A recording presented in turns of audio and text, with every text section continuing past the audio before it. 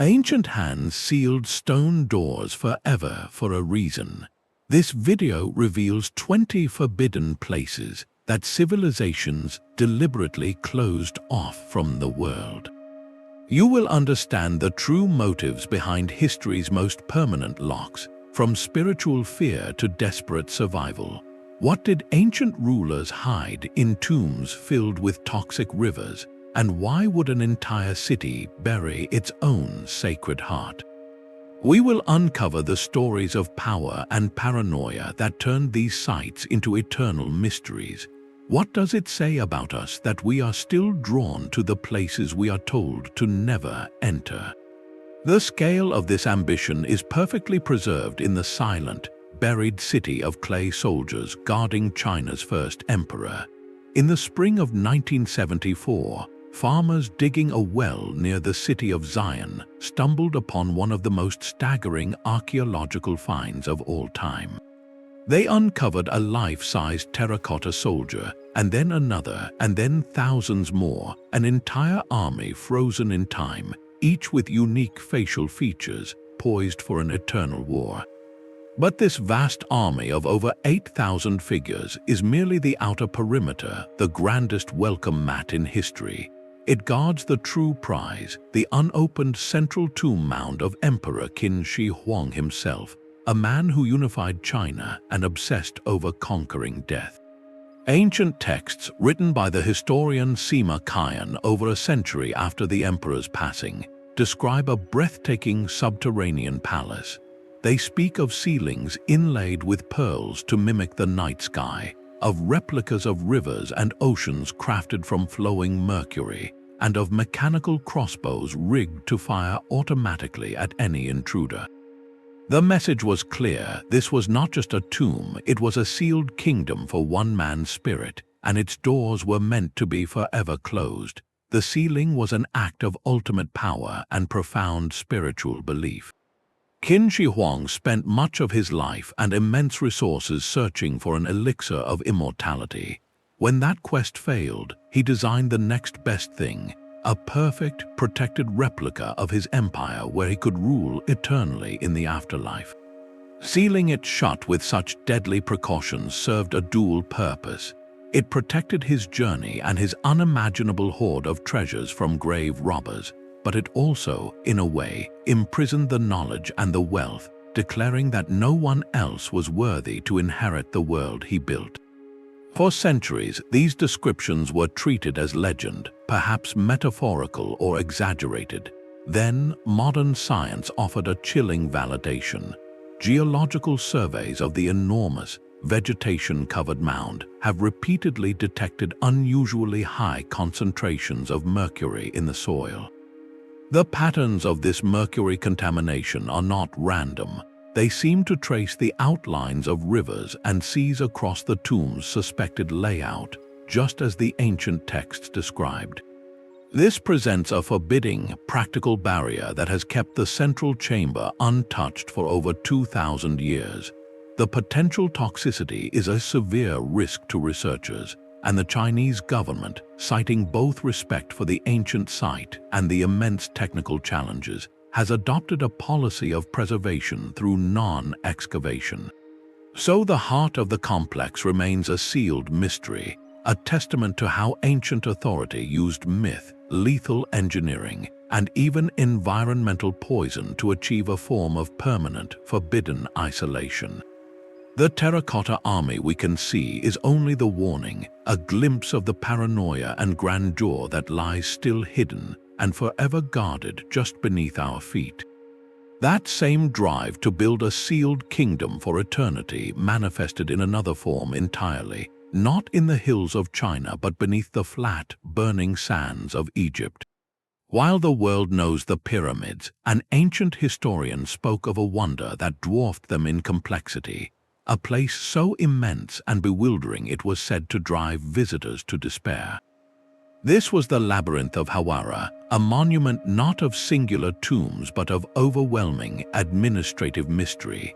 The Greek historian Herodotus, who walked its halls in the 5th century before the Common Era, left us a staggering account.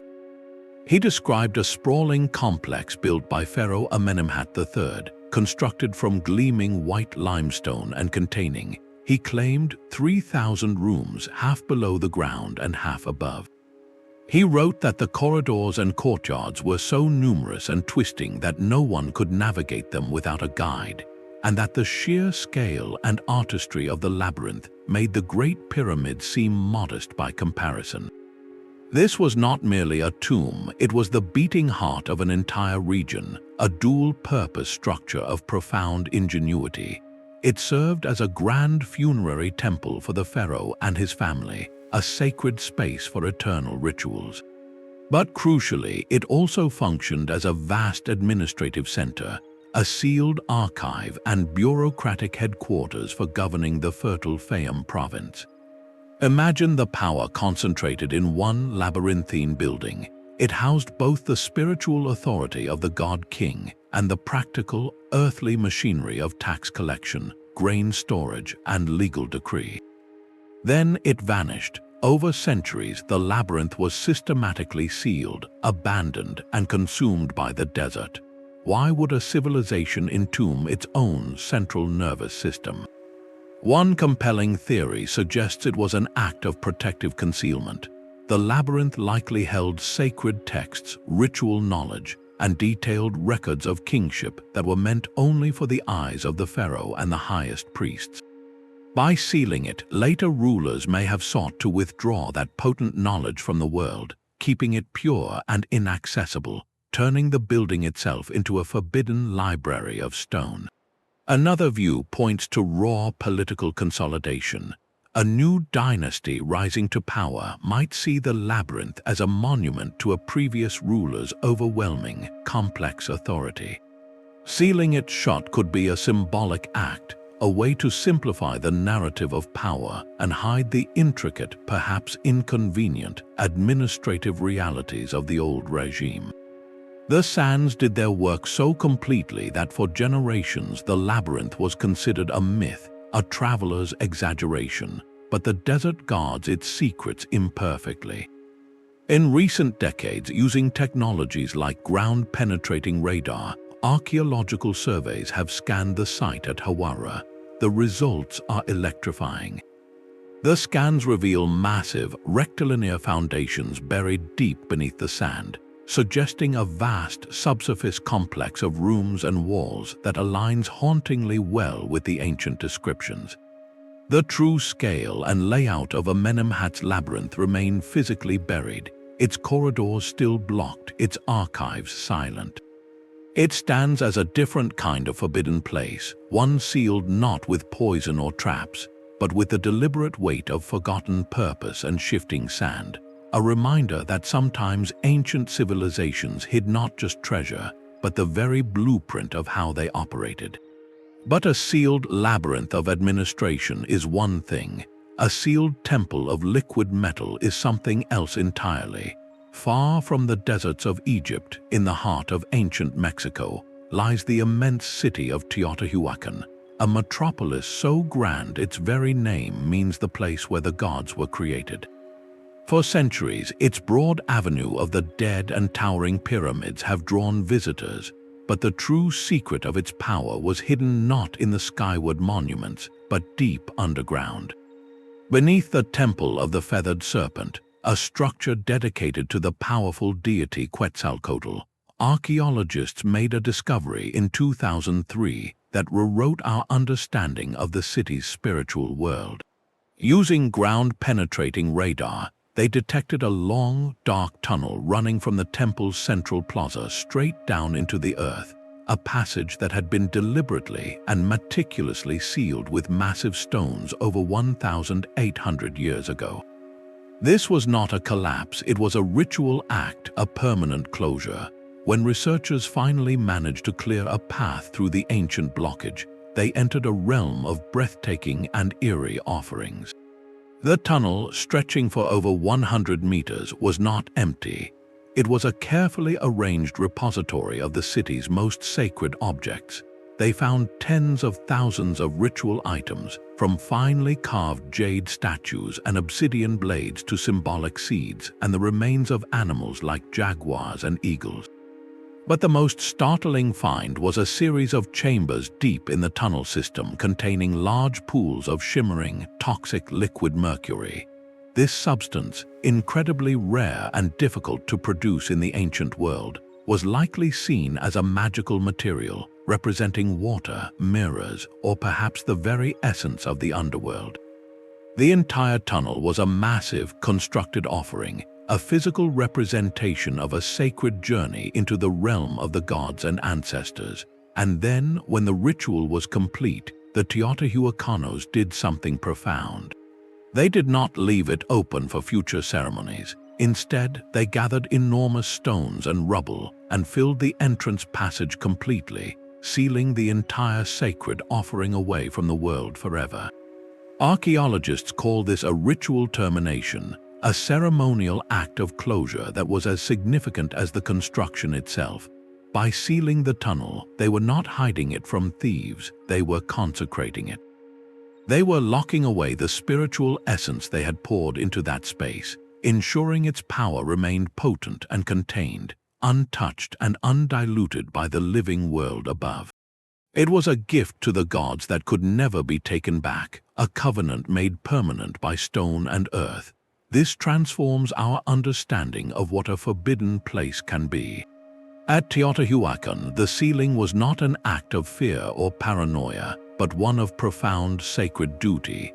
The city's greatest spiritual treasure was not meant to be accessed, revered, or even seen again.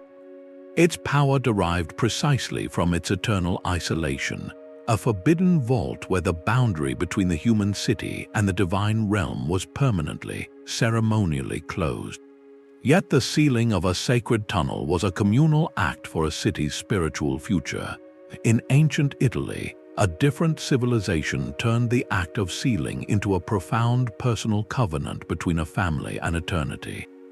The Etruscans, a sophisticated and enigmatic people who flourished long before the rise of Rome, expressed their world not in towering pyramids, but in an astonishing city built exclusively for the departed.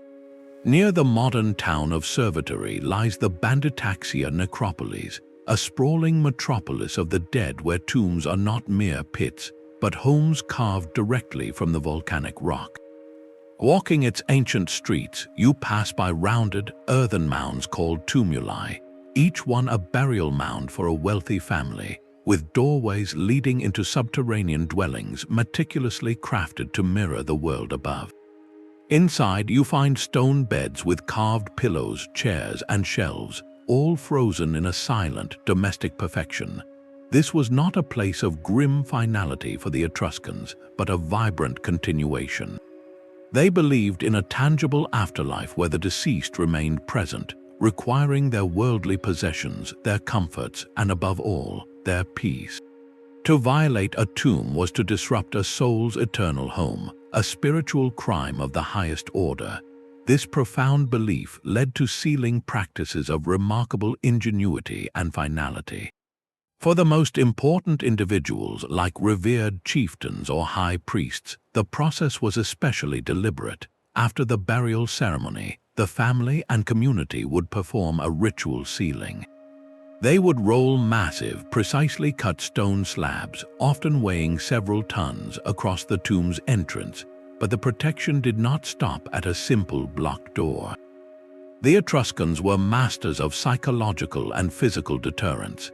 Many tombs feature intricate false doors carved into the interior walls, dead ends that would waste a robber's time and courage. Others were designed with labyrinthine corridors, twisting passages that lead in circles, disorienting anyone who breached the outer seal. The entire architecture served a dual purpose: to create a perfect eternal home and to guard its sanctity with overwhelming permanence.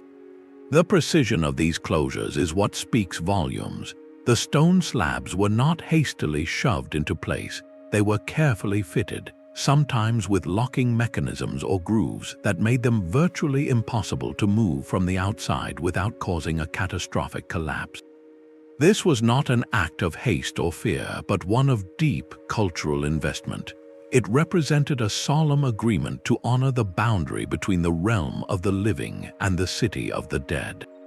By sealing these tumuli, the Etruscans were not just hiding treasure, they were preserving a state of being. They were ensuring that the conversation between the family and their ancestors remained undisturbed, a private, eternal dialogue locked in stone. The Banditaccia necropolis, therefore, stands as a different kind of forbidden city. Its gates were sealed not by imperial decree, but by familial love and spiritual duty, making its silent, house-lined streets one of the most respectfully off-limits neighborhoods in the ancient world. The Etruscan tombs were sealed with familial duty, but some places are sealed by a story so powerful it becomes law. In the rugged hills of Rajasthan, India, the ruins of Bhangarh Fort stand under an official government decree, one of the few archaeological sites in the world where entry is strictly forbidden between sunset and sunrise. The reason, according to pervasive local legend, is a curse. The tale tells of a beautiful princess, Ratnavati, and a sorcerer named Singhia who was obsessed with her. He tried to enchant a perfume she was to wear, but the princess discovered his trick and threw the vial onto a boulder, which then rolled down and crushed him. With his dying breath, the sorcerer cursed the entire city to a lifeless ruin where no roof would ever again shelter its inhabitants. Soon after, the fort was sacked in a brutal war, and it was never reoccupied, seemingly fulfilling the terrible prophecy. Today, the Archaeological Survey of India posts signs warning visitors to leave before dark, a modern authority enforcing an ancient, whispered fear. But to understand why this city was truly sealed off by time, we must look past the curse to the hard history beneath the legend. Bhangarh was a wealthy and strategically vital city, positioned on a major trade route between the empires of the Mughals and the Rajputs. Its prosperity made it a target, and in the mid-17th century it was besieged, looted, and ultimately abandoned after a devastating conflict. The city was not cursed by magic, it was broken by war. Its buildings were damaged, its infrastructure ruined, and its reason for existing stripped away by shifting political fortunes. In the vacuum left by that trauma, the stories grew. Why would generations of people avoid such a grand, ready-made settlement? The practical reasons were clear. The fort was structurally unsafe and economically irrelevant. But the human mind seeks narrative. The eerie silence of the empty palaces, the wind whistling through broken gates, all these physical facts needed an explanation. The legend of the sorcerer's curse provided a perfect, spiritually resonant reason for the desolation, a story that made sense of the hardship and warned others away. This cultivated fear performed a function as real as any stone wall.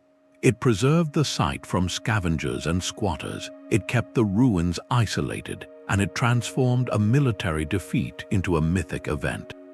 The government's modern ban after dark is less about supernatural enforcement and more about practical safety and respect for a powerful cultural belief.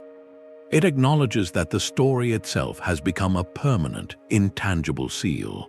Bhangarh shows us how a place can become forbidden not just by physical barriers, but by the collective imagination. When history leaves a wound, folklore often stitches it shut with a tale so compelling that no one dares to reopen it, proving that sometimes the most effective lock is not made of iron, but of words passed down through centuries. While a curse sealed a city in story, a different kind of closure happened beneath the streets of Rome, one driven by reverence and a quiet pragmatism. Beneath the church of Santa Maria della Concesini lies the famous Capuchin crypt, a series of small chapels adorned with the bones of thousands of Capuchin friars, arranged in intricate, almost decorative patterns. This macabre gallery is open to the public, a stark memento mori meant to inspire reflection on life's fleeting nature. But what few visitors realize is that this artistic bone display is merely the antechamber. It connects to a far more extensive and entirely sealed network of ancient catacombs. These deeper tunnels winding through the volcanic tufa rock hold a different kind of history. They contain older, simpler burials, forgotten crypts, and potentially some of the earliest Christian art and inscriptions from when the faith was practiced in secret. These passages were not sealed with a curse, but with careful deliberation by the church itself. The reasons were multifaceted and practical. First was preservation. Unsupervised access led to vandalism, with visitors centuries ago carving their names into the soft walls or pocketing bones as morbid souvenirs. Second was safety. The structural integrity of these ancient hand-dug tunnels is fragile, with risks of collapse increasing as the modern city rumbles overhead. But the third reason was perhaps the most profound: sanctity. The church made a conscious choice to protect these spaces not as museums, but as eternal resting places.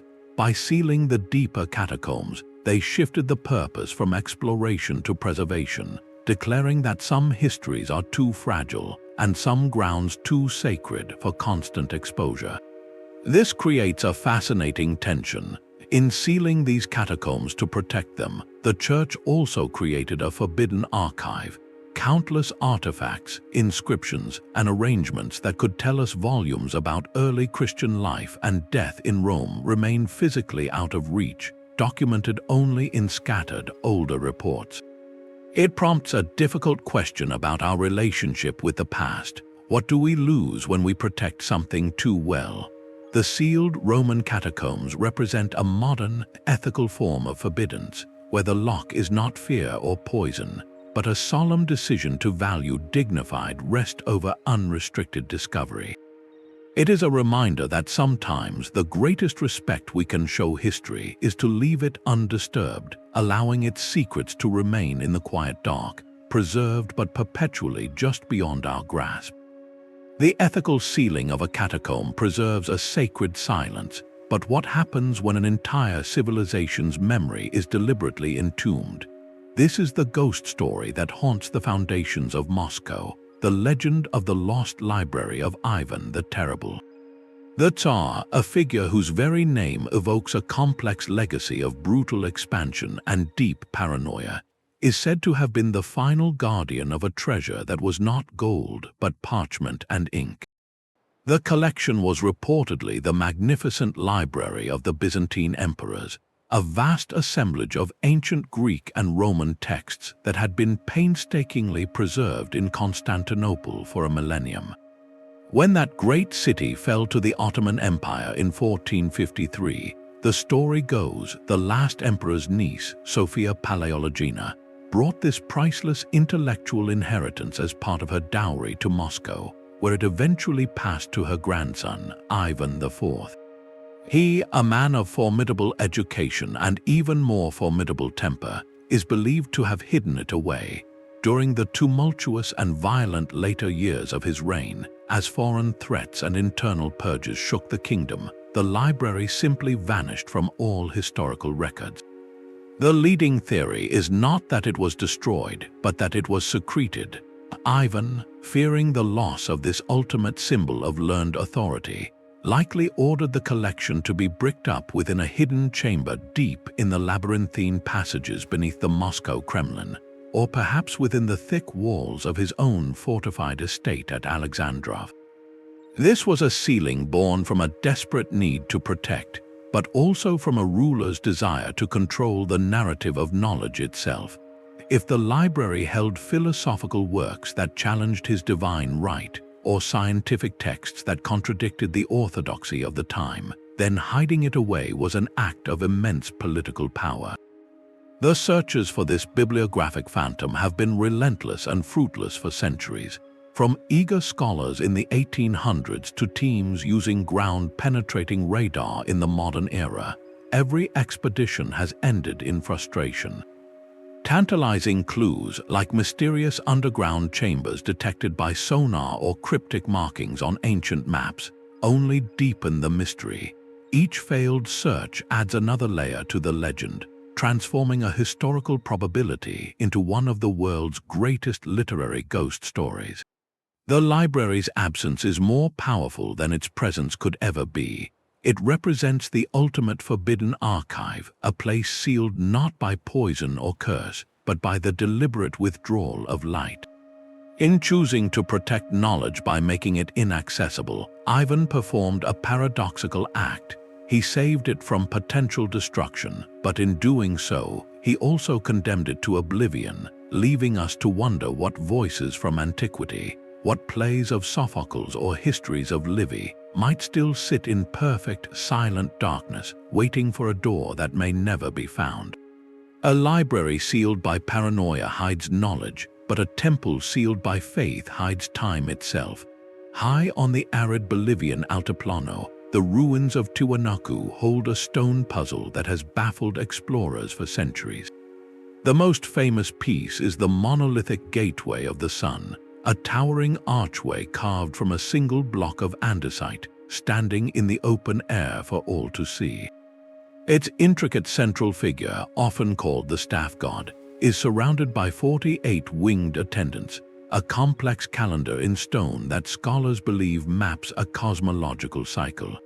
But this magnificent gateway is a monument to a mystery, not an entrance. It leads nowhere. The true forbidden spaces of Tiwanaku are not these open plazas, but what lies buried beneath them. The city, which flourished as a spiritual and political capital for centuries, is laced with sunken courts and subterranean temples, and evidence suggests the civilization itself performed a profound act of closure as their world began to change. As the Tiwanaku culture faced a period of decline, likely due to prolonged drought and shifting climatic patterns, they did not simply abandon their sacred heart. Instead, they appear to have undertaken a deliberate, ritual process of sealing. Archaeologists have found that entire temple precincts and sunken courtyards were systematically filled in with earth and rubble.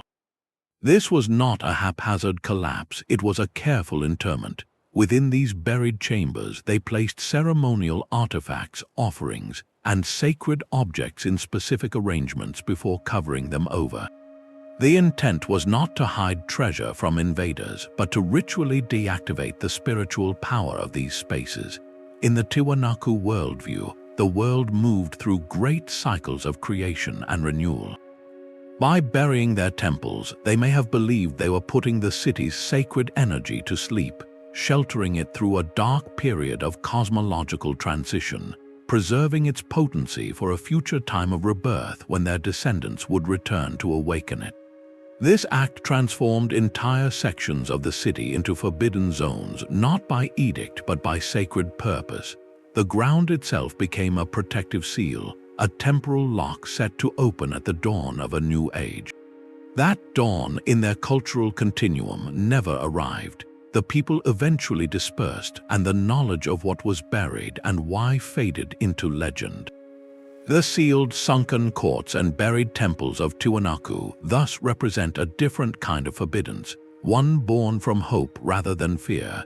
They are not tombs for the dead, but cradles for a sleeping faith, places made off limits by a civilization's loving attempt to send its own heart into protective hibernation, a hibernation from which it has yet to awake. That hope for a sleeping faith was sealed with earth, but another kind of preservation happened deep underground, sealed by salt. The Wieliczka salt mine in Poland is a world-famous destination where tourists walk through breathtaking chambers, past glittering chandeliers carved from rock salt, and into the stunning St. Kinga's Chapel, a cathedral hewn entirely from salt. But the carefully lit tourist route is only a fraction of the story. Beneath those polished floors and behind those reinforced walls lies a much older, darker, and entirely forbidden world. For over 7 centuries, miners carved over 200 kilometers of tunnels, shafts, and chambers, a 3-dimensional labyrinth descending deep into the earth. As mining technology and safety knowledge evolved, the older sections became recognized for what they were: dangerously unstable. These pioneer shafts, dug by hand with simple tools centuries ago, were prone to collapse.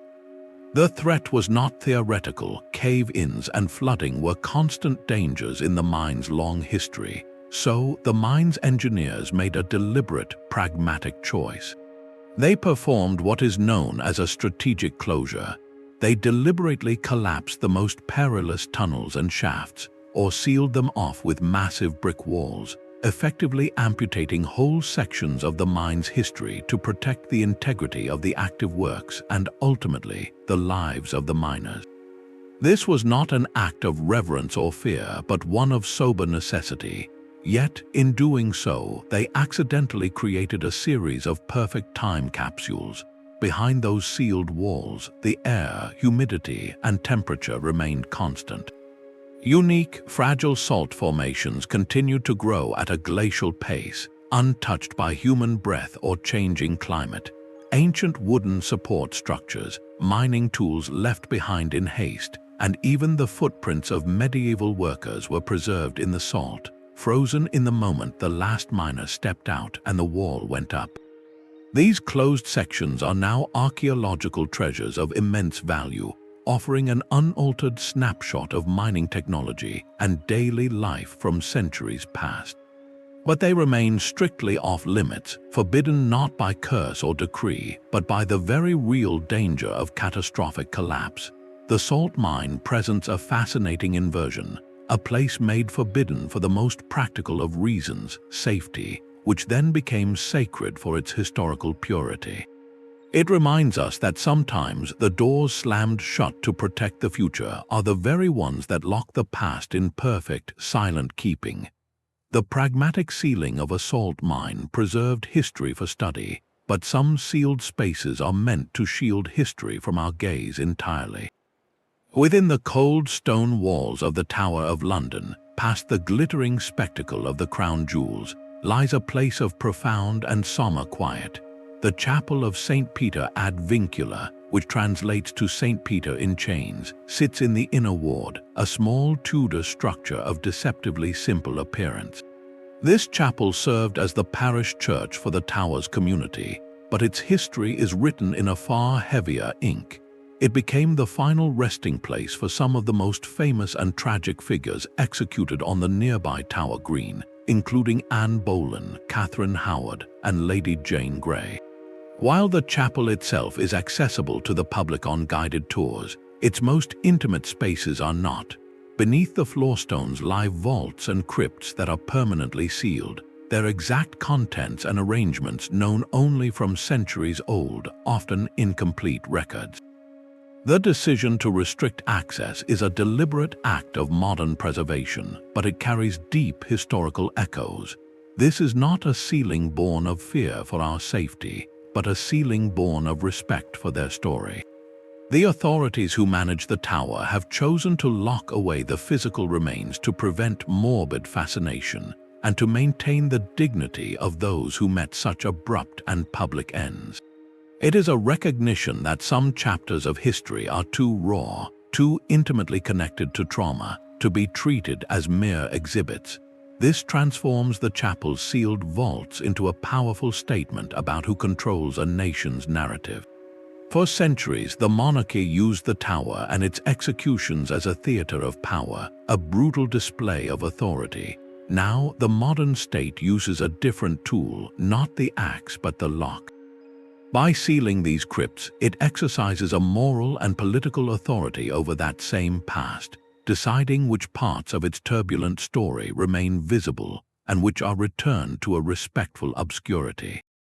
It acknowledges that the legacy of these individuals is more than their physical remains. It is the complex human drama they represent. The silence enforced around their resting places forces us to engage with their lives and the political machinations that led them there, rather than fixating on the grim details of their end. In this way, the forbidden crypts of the Tower Chapel perform a final, poignant act of historical justice, offering a privacy in death that was so violently denied to them in life, and reminding us that some doors are closed not to hide truth, but to honor it. Respect for the departed guides one kind of sealing, but the protection of fragile history demands another. In the stark, sun-bleached cliffs overlooking the Dead Sea, a discovery was made that rewrote our understanding of ancient texts. In 1947, a Bedouin shepherd tossing a stone into a cave heard the sound of breaking pottery, leading to the recovery of the first Dead Sea Scrolls. These ancient Hebrew manuscripts, hidden in clay jars for 2 millennia, offered an unprecedented window into Jewish life and thought from over 2,000 years ago. The initial find in the Qumran caves sparked a feverish, decades-long search across the entire Judean desert. Archaeologists and treasure hunters alike scoured hundreds of caves, finding more fragments, but also leaving many sites disturbed and vulnerable.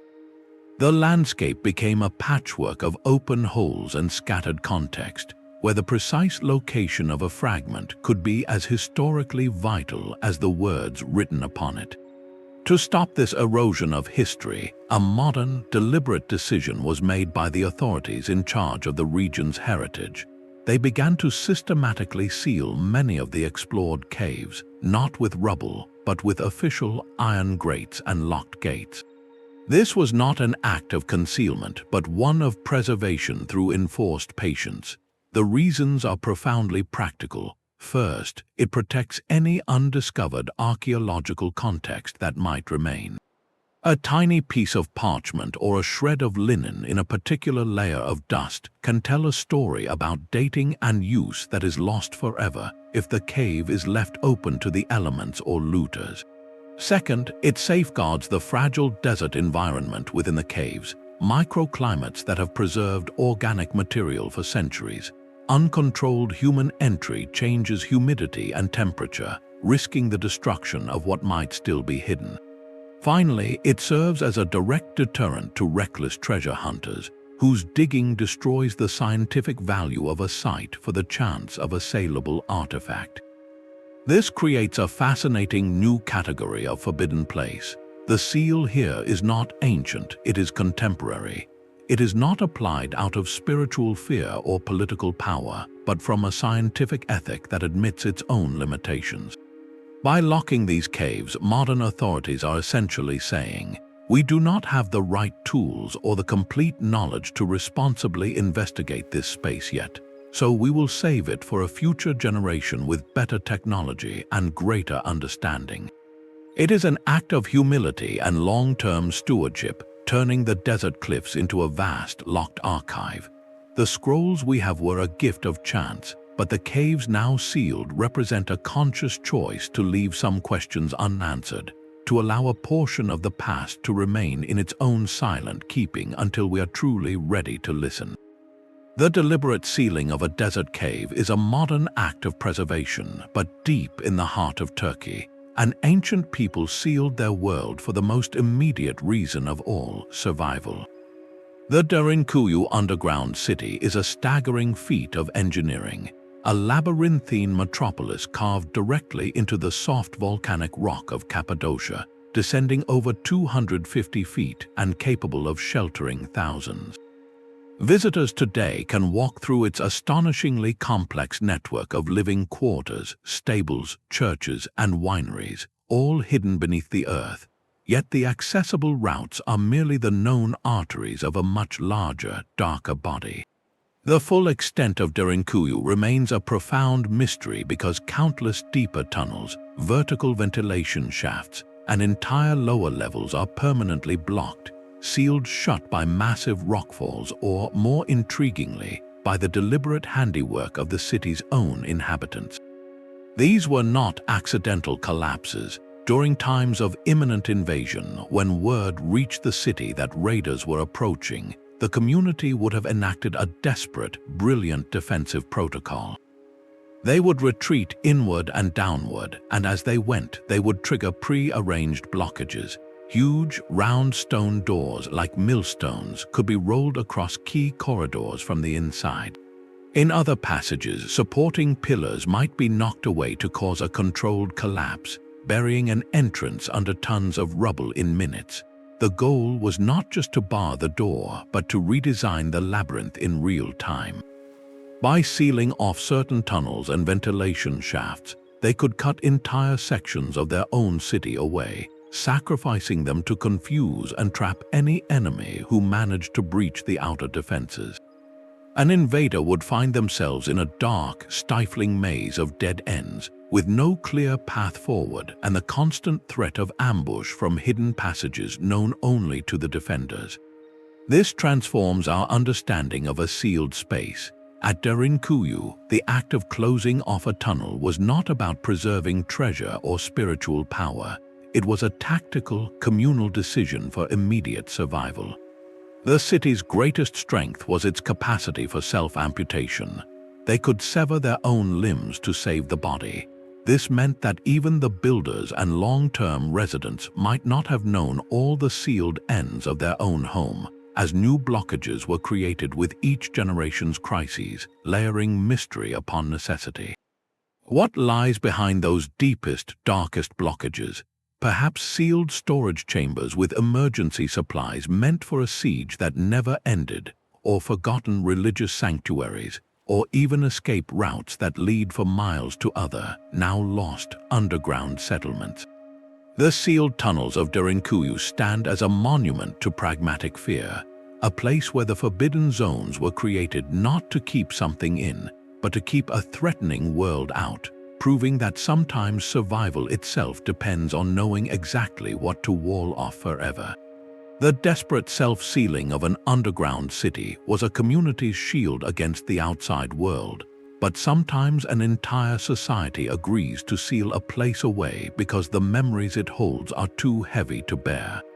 In the Venetian lagoon, a short boat ride from the glittering canals and crowded piazzas, lies the island of Poveglia.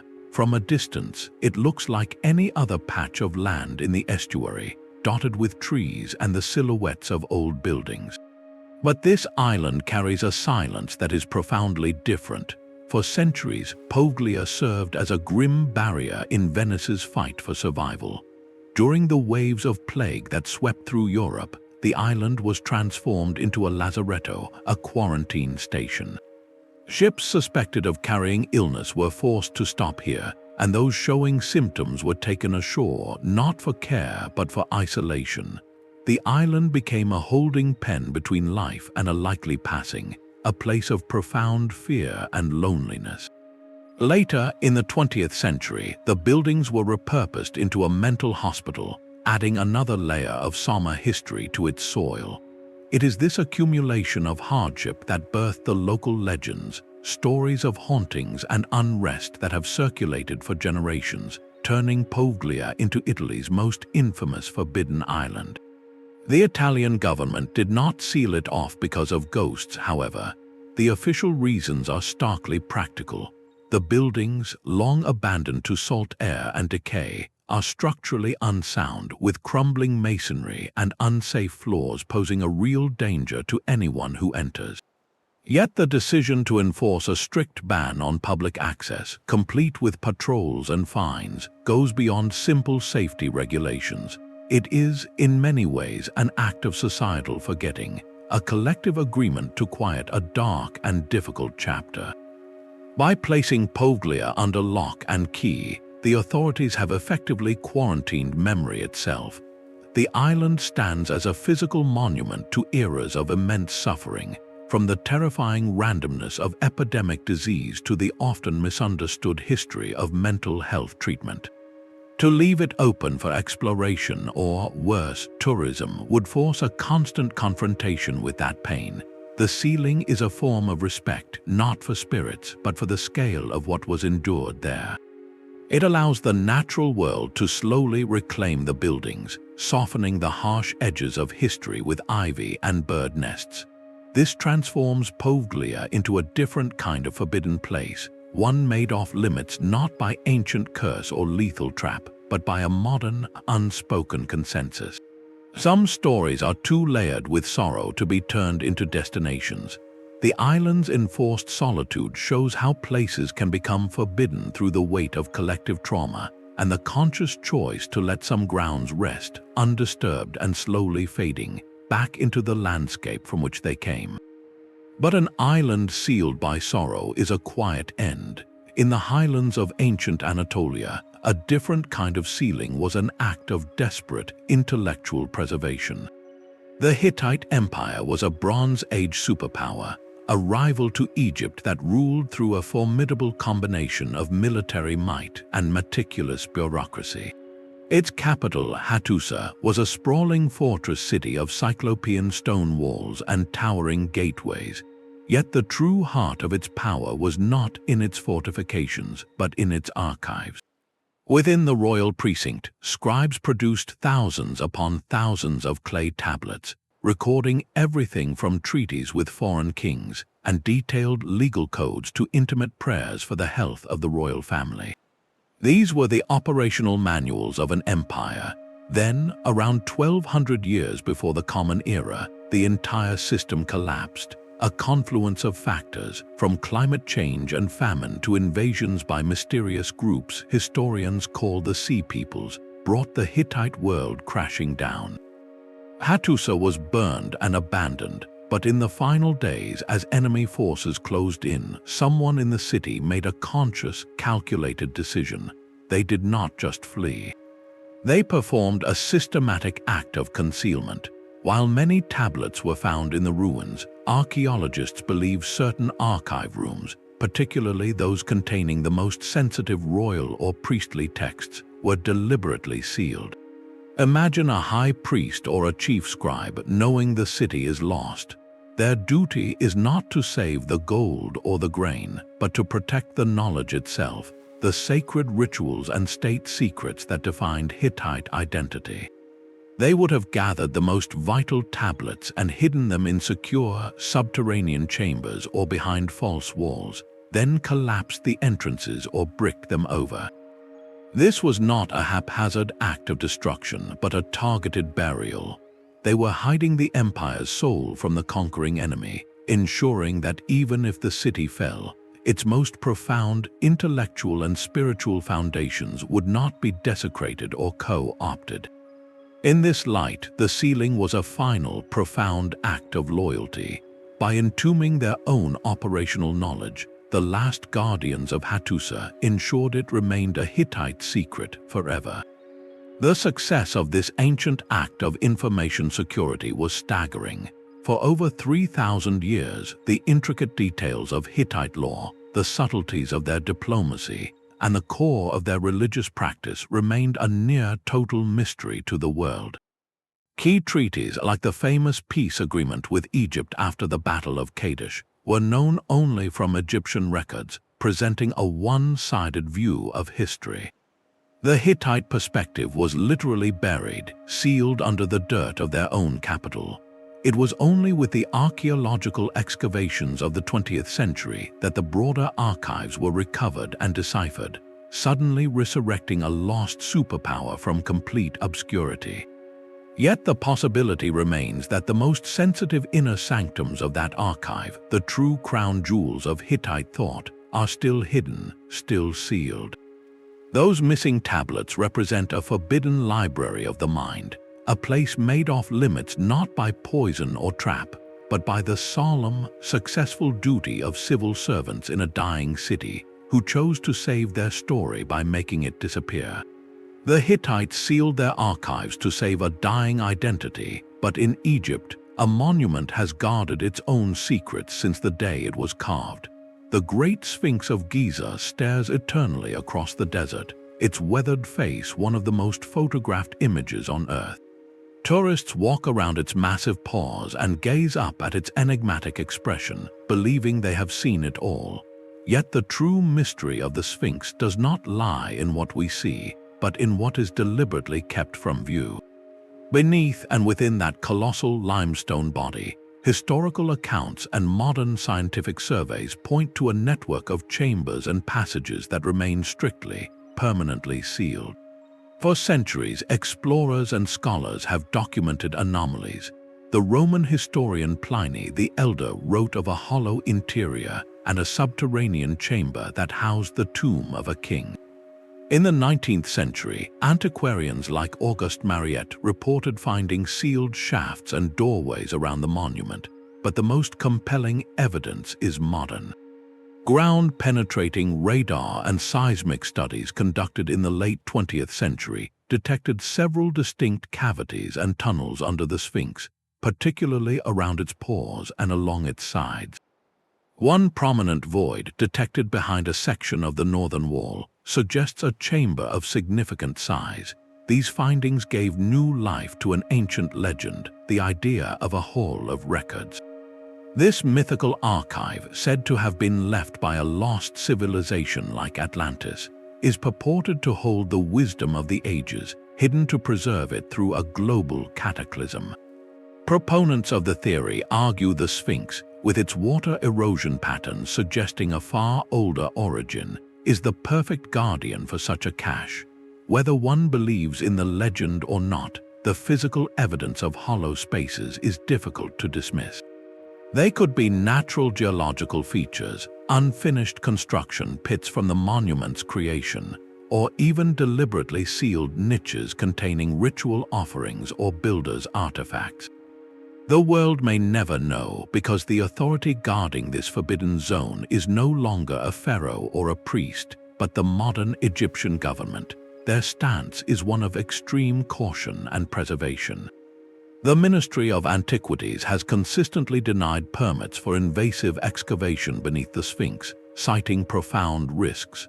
Drilling or digging could destabilize the monument's fragile foundation, which has already undergone extensive restoration.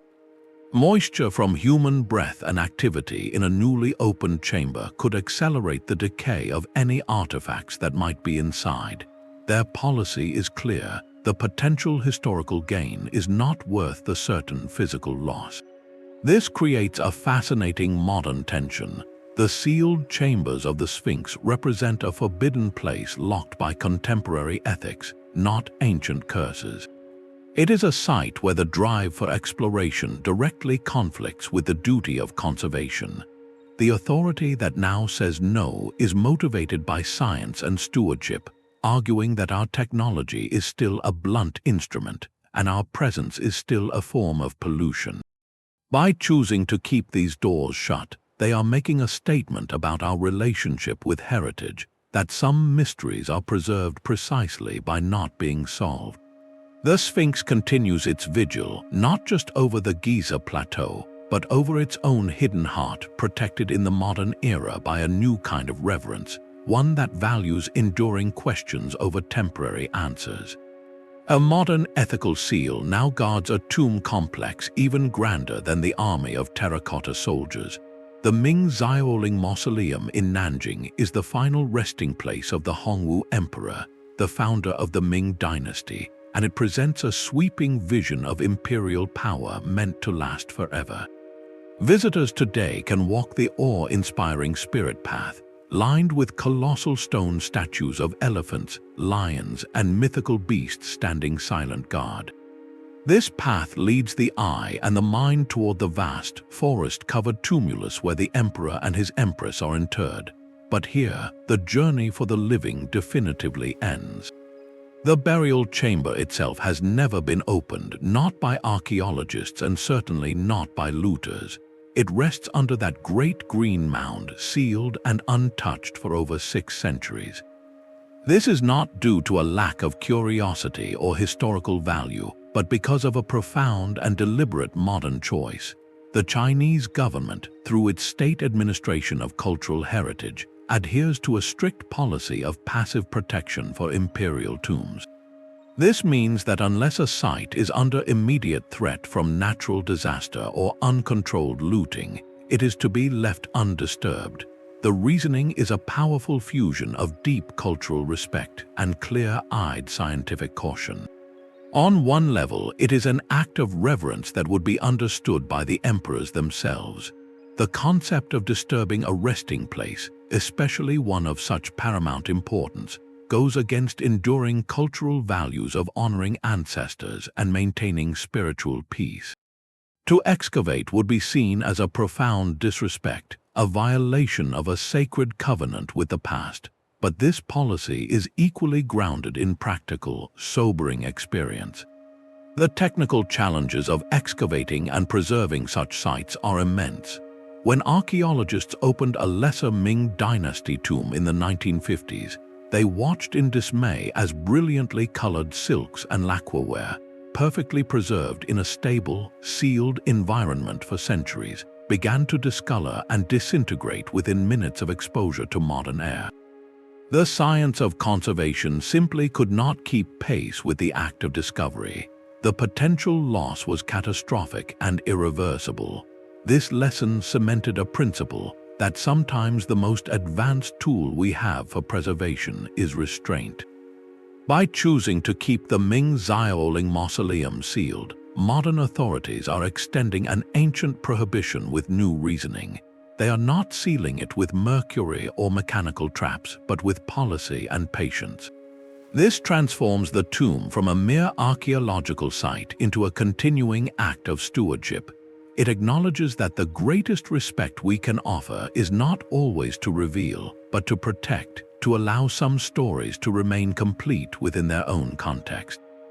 The sealed mound in Nanjing thus becomes a bridge between ancient intent and modern ethics, a forbidden place made more sacred not by fear of a curse, but by a collective promise to let history sleep in peace. Yet that same principle of modern stewardship governs not just a single tomb, but an entire hidden world. The rolling sands and iconic pyramids of the Giza plateau are merely the surface of a far more complex reality. Beneath the feet of millions of visitors each year lies a subterranean network of astonishing scale, a labyrinth of natural caves, deep vertical shafts, and ancient tunnels carved by human hands. While the pyramids capture the imagination, these underground passages represent the plateau's hidden circulatory system, and today they are almost entirely forbidden. Explorations over the decades have mapped features with names that sound like chapters from a lost legend. There is the so-called Tomb of Osiris, a multi-level complex discovered at the bottom of a deep 30-meter shaft. It features a central hall surrounded by water and empty sarcophagi, a symbolic underworld constructed in the bedrock. Elsewhere, networks of natural caverns, some showing signs of ancient human use, weave through the limestone. And then there are the construction tunnels, the logistical pathways used to build the monuments themselves, now silent and dark. These are not open for tourism. The Egyptian Ministry of Antiquities, formerly the Egyptian Antiquities Organization, has systematically sealed this underworld. Heavy iron gates, permanently locked, now cover shaft openings. Other passages have been deliberately backfilled with sand and stone to prevent entry. The reasons are a blend of necessity and rigorous control.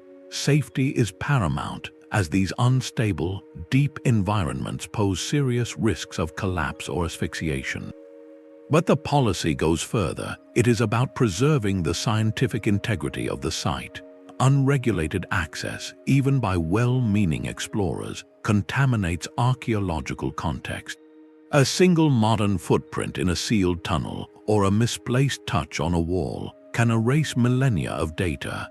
By gating these passages, the authorities transform access into a carefully granted privilege of academic research, not amateur adventure. This creates a profound modern irony. The most famous ancient site on Earth has, beneath its surface, become a contemporary forbidden zone. We can gaze upon the pyramids, but the intricate, shadowy root structure that supports their story is locked away. This systematic management tells us something new about how we protect heritage. It is no longer about guarding gold from thieves, but about guarding information from loss. The sealed labyrinth under Giza is a library where the books are made of stone and silence, and the reading room is open only to those who can prove they will turn the pages with the utmost care. The sealed underworld of Giza is a modern library of stone, but on the windswept highlands of Laos, an ancient mystery is locked away by a much more recent and devastating force. The Plain of Jars is one of Southeast Asia's most enigmatic archaeological sites, where thousands of massive stone jars, some standing over 3 meters tall and weighing several tons, are scattered across the landscape. Carved from solid rock, these vessels rest in clusters, their origins and purpose lost to time. Theories suggest they were used for burial practices, perhaps as sarcophagi or containers for ceremonial offerings. But with no written records or definitive carvings, the jars simply exist, silent and unanswered. This ancient puzzle, however, is now wrapped in a far more immediate and lethal prohibition. During the Vietnam War, the United States military conducted a massive, secret bombing campaign over Laos, dropping over 2 million tons of ordnance in an attempt to disrupt supply lines. The plain of jars lay directly in the path of this relentless assault. When the conflict ended, it left behind a horrific legacy. The landscape became saturated with unexploded bombs, cluster munitions, and landmines. Vast tracts of land, including entire jar sites, were officially declared a forbidden zone, not by any ancient decree, but by the urgent, painted skull and crossbones signs of modern demining organizations.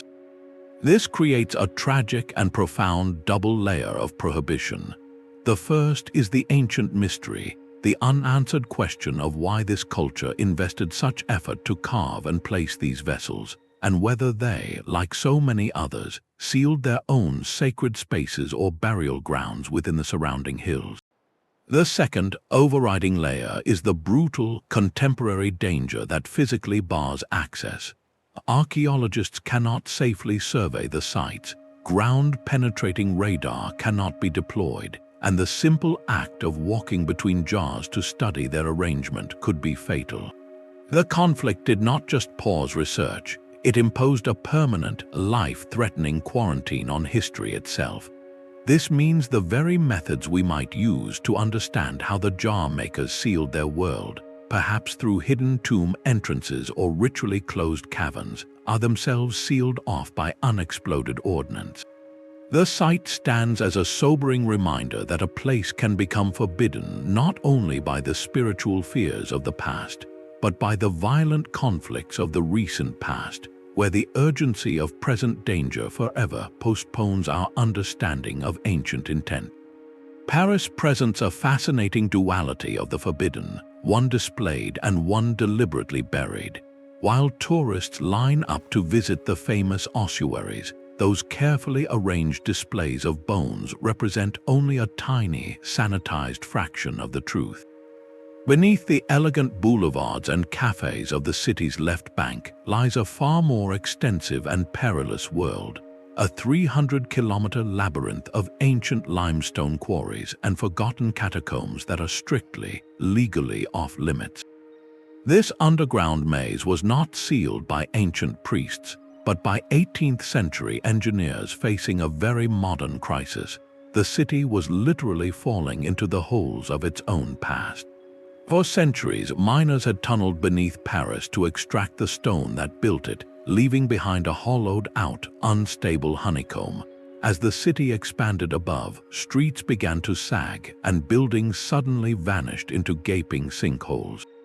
The solution was as drastic as the problem. In 1777, King Louis XVI established the Inspection Générale des Carrières, a special agency with one monumental task: to map and consolidate this subterranean chaos to prevent the collapse of the entire metropolis. Their work was one of pragmatic salvation. Teams of inspectors descended, shoring up crumbling tunnels with new masonry arches, and most significantly, permanently sealing the most dangerous sections. They built hundreds of impassable stone walls, marked with the agency's official seal and the date of closure, creating a definitive boundary between the safe, inspected network and the forbidden, unstable wilderness beyond. This was an act of urban triage, a deliberate amputation to save the body of the city above. Yet in sealing these passages for safety, the engineers accidentally created the ultimate modern forbidden realm.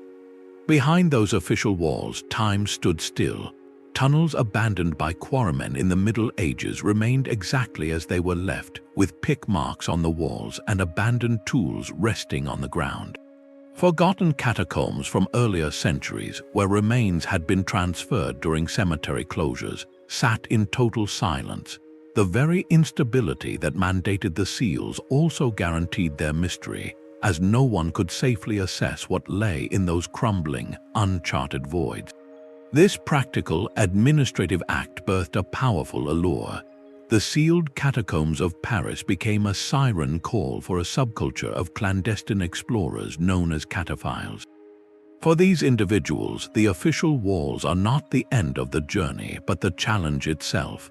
They represent a frontier, a physical manifestation of a line drawn by authority that begs to be crossed.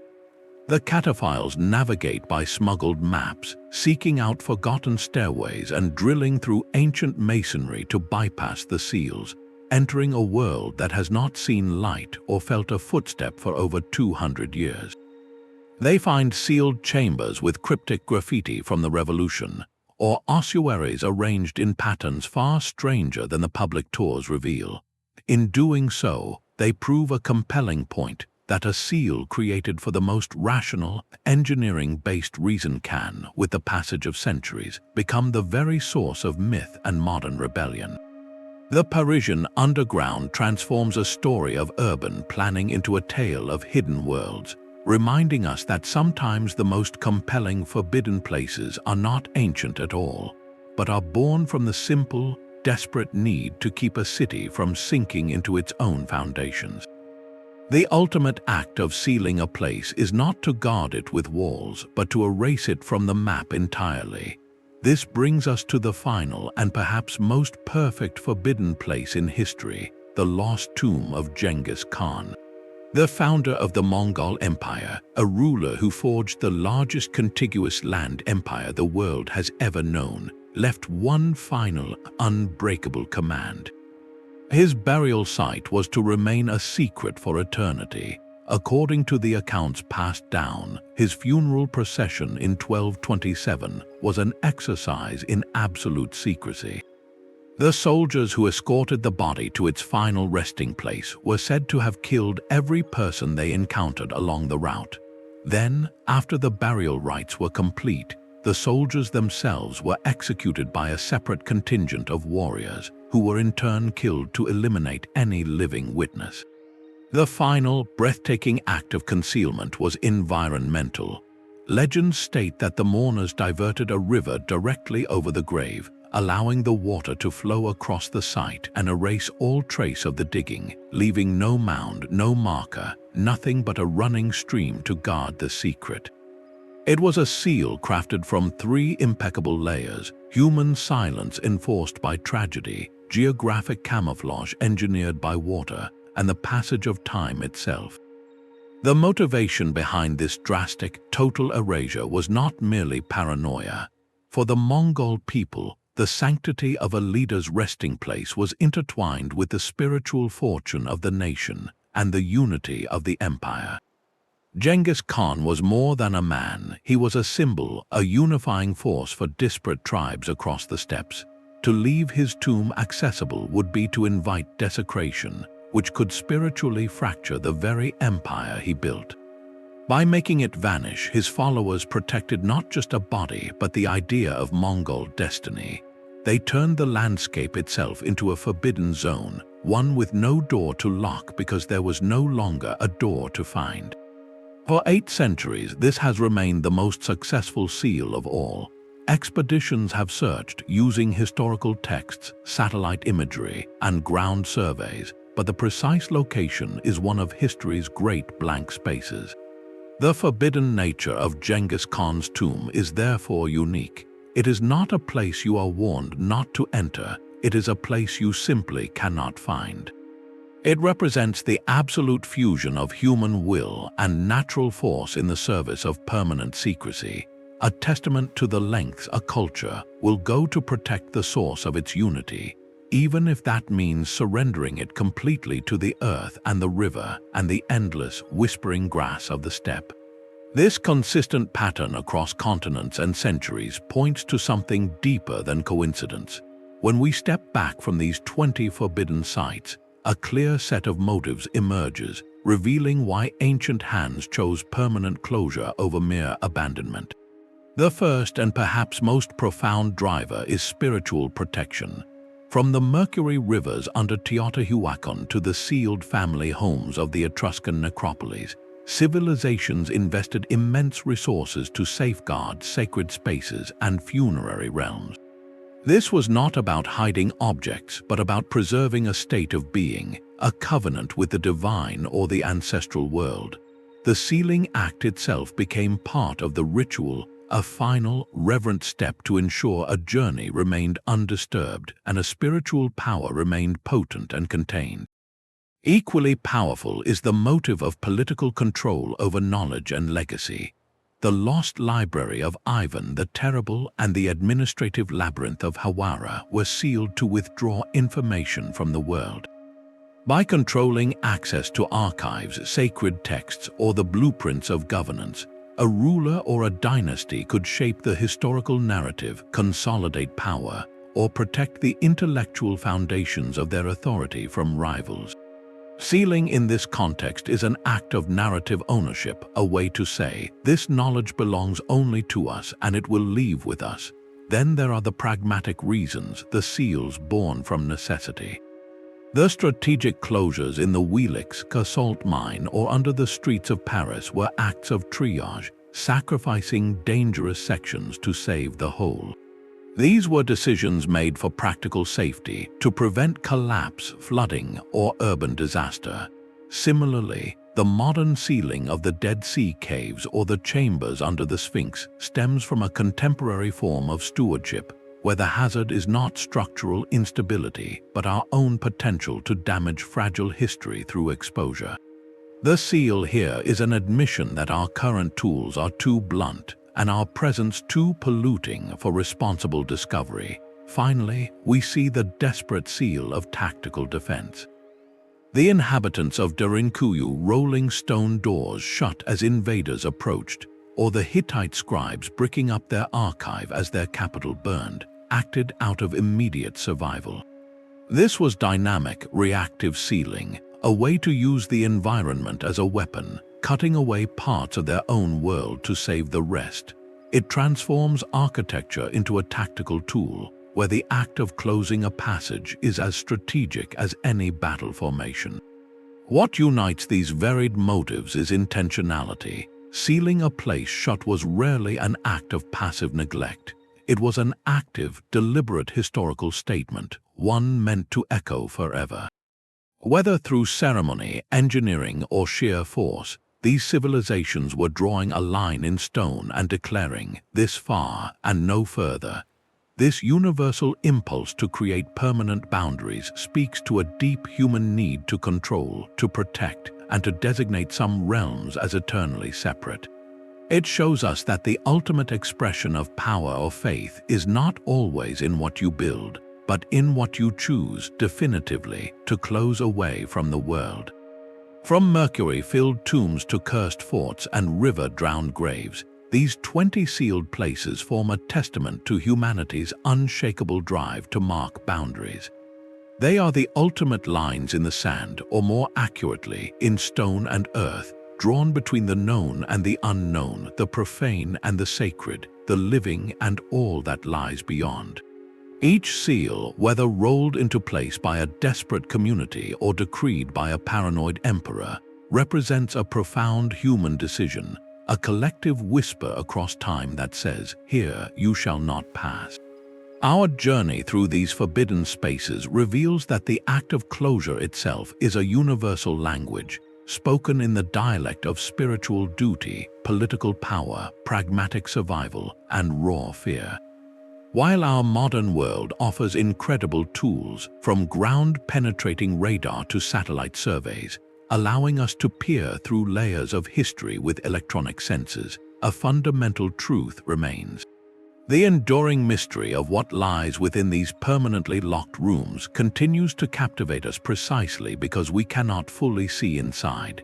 The stone door, the collapsed tunnel, the diverted river, these are not just obstacles, they are integral parts of the story.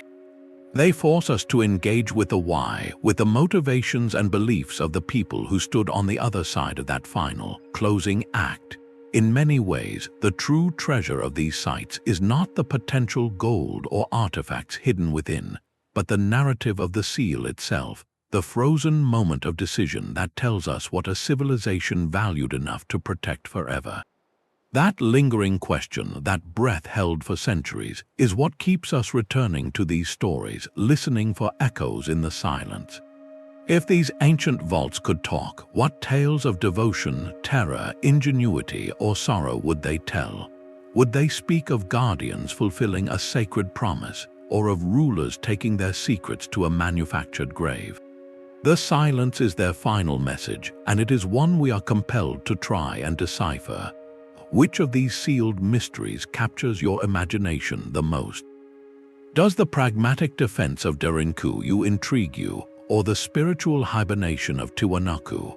Perhaps the modern ethical seal on the Sphinx chambers makes you ponder our own relationship with the past. Share your thoughts in the comments below and subscribe to continue this journey with us as we explore more hidden, forgotten, and deliberately sealed chapters from the story of our world.